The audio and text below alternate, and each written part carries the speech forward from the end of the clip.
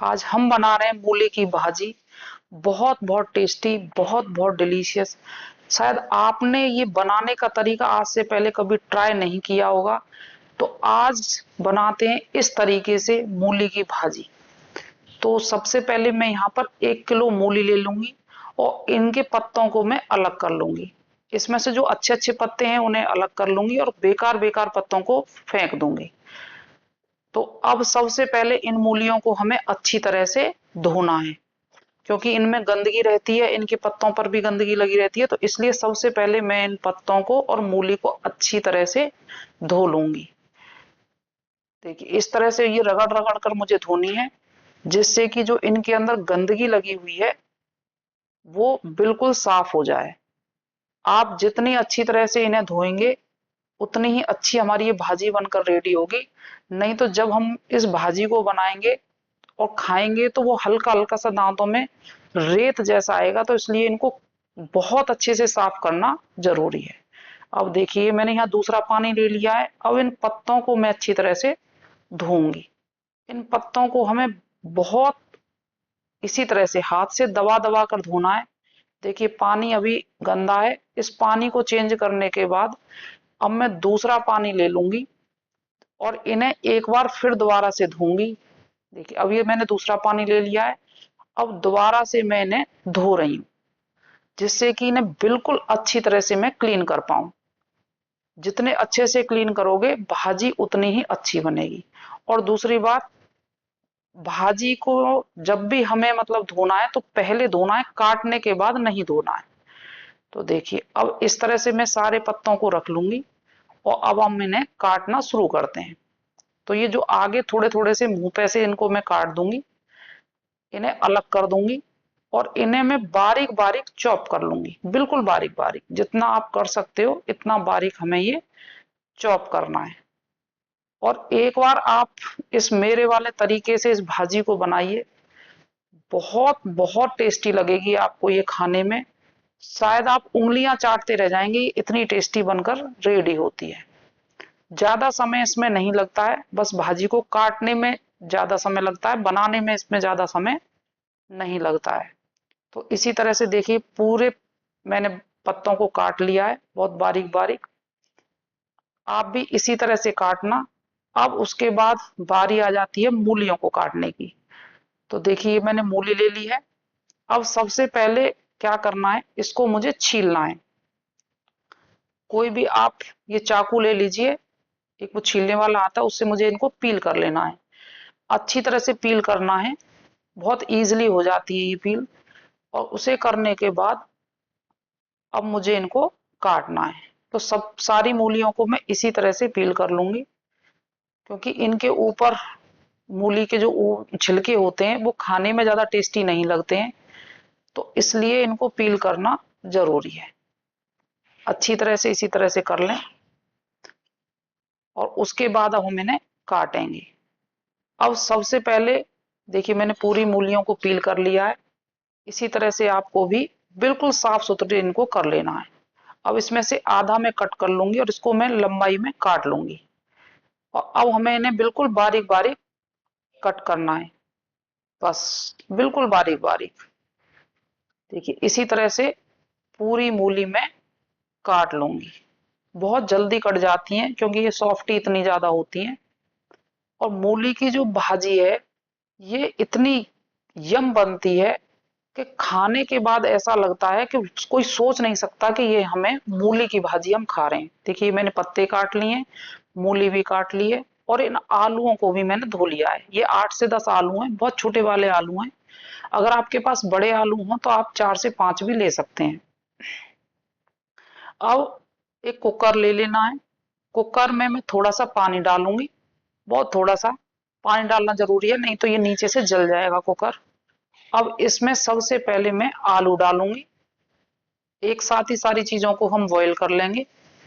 और अब मैं इसमें मूलियां डाल दूंगी और मूली के बाद इसमें हम पत्ते डालेंगे। सबसे पहले हमें आलू डालने हैं, उसके बाद मूली, उसके बाद पत्ते। और पत्तों के साथ ही आप इस भाजी को बनाएं। तो देखिए इस तरह से मैं इन्हें डाल लूंगी। अब थोड़ा सा पानी इसके ऊपर से डाल दूंगी मैं, आधा ग्लास, आधा मैंने नीचे डाला था और आधा ग्लास मैंने ऊपर डाला है। और इन्हें बंद करके मैं 2 सीटी इनमें लगवा लूंगी, बस 2 लगानी है, इससे ज्यादा नहीं लगानी है। और इन्हें मैं इस तरह से निकाल लूंगी। जब इसमें से बिल्कुल इसकी गैस निकल जाए तो हमें एक बड़े से बर्तन में इनको ठंडा कर लेना है और इन आलूओं को इस तरह से छील लेना है, पूरे आलूओं को छील लेना है इसी तरह से। अब उसके बाद हम आगे का प्रोसेस करेंगे। अब आलूओं को छीलने के बाद जो यहाँ पर ये मूली की भाजी बची थी, इसको हमें क्या करना है, थोड़ा सा ऐसे ही हाथ से फैला फैला के बिल्कुल ठंडा कर लेना है।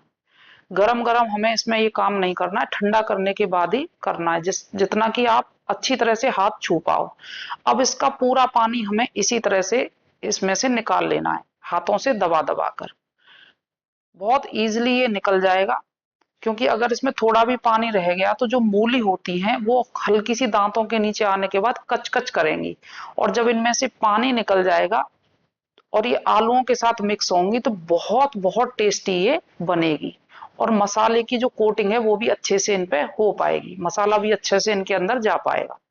तो इसी तरह से मैं सारी मूली को निचोड़ लूंगी, इसमें से पानी बिल्कुल अलग कर लूंगी।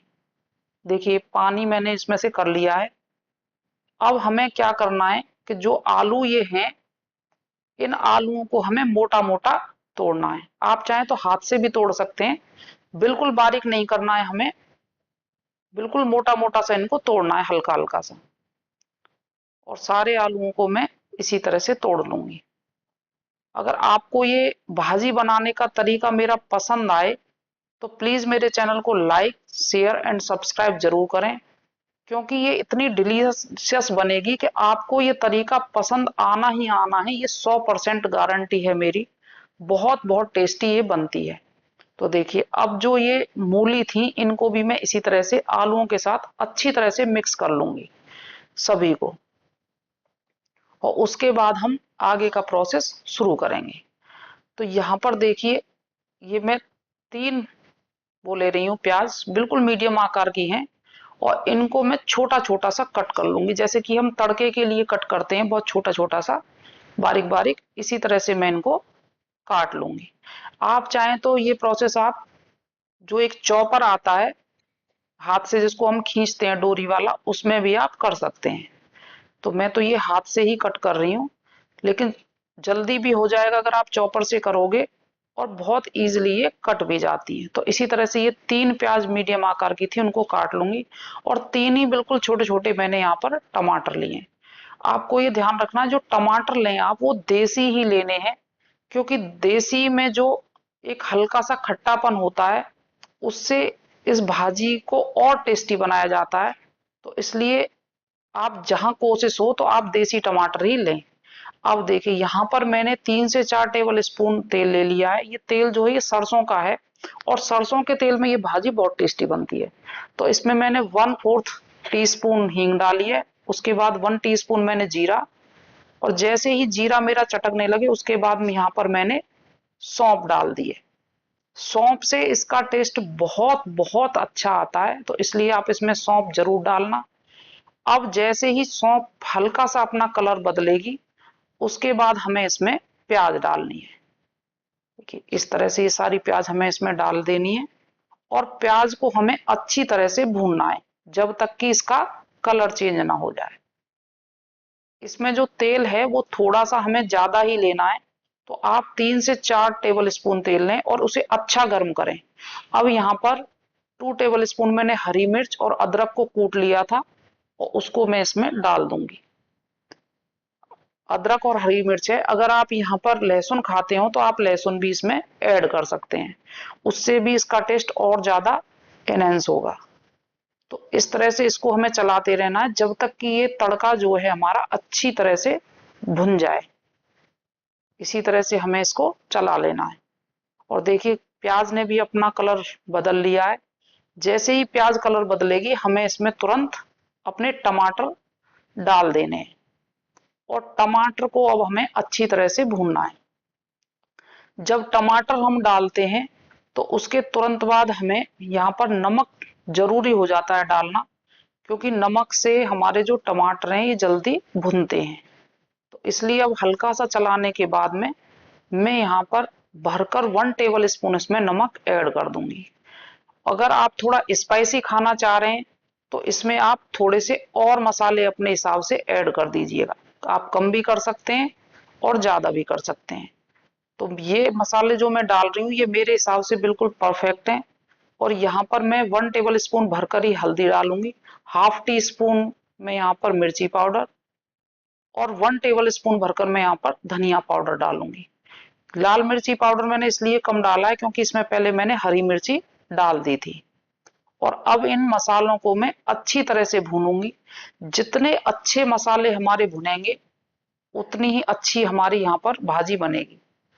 अगर जरूरत हो आपको और मसाले आपके नीचे लग रहे हो तले में तो आप उसमें 2 से 3 चम्मच पानी डाल दें और इन्हें अच्छी तरह से पकने दें। मसालों को कम से कम 5 मिनट बिल्कुल लो गैस पर इन्हें पकने दें बहुत अच्छे से।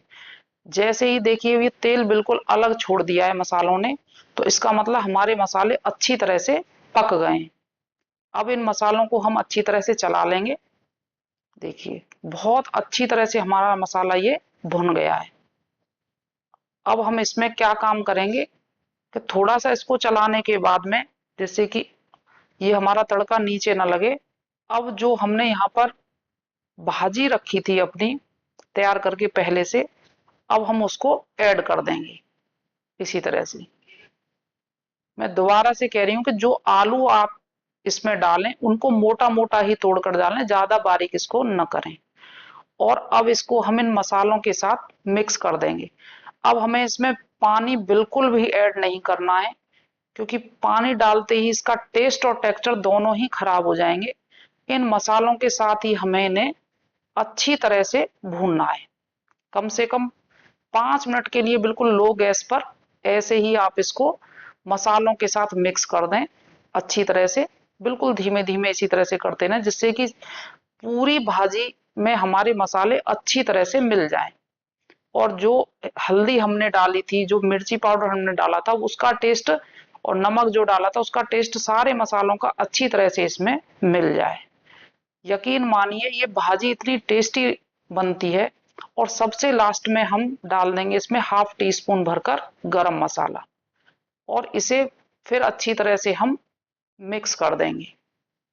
और बस हमारी भाजी बनकर रेडी है। चलिए प्लेटिंग कर लेते हैं।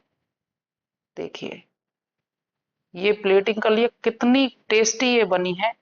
और इस तरह से आप एक बार अपने घर में जरूर ट्राई करें। और इसे आप गरम गरम पराठे के साथ और रायते के साथ एंजॉय करें, हरी मिर्च के अचार के साथ। बहुत बहुत टेस्टी लगती है यार। इतना अच्छा खाना मिल जाए तो और क्या चाहिए सुबह के टाइम। तो आप एक बार इसे जरूर ट्राई करें और इस तरह से बनाएं। Thank you.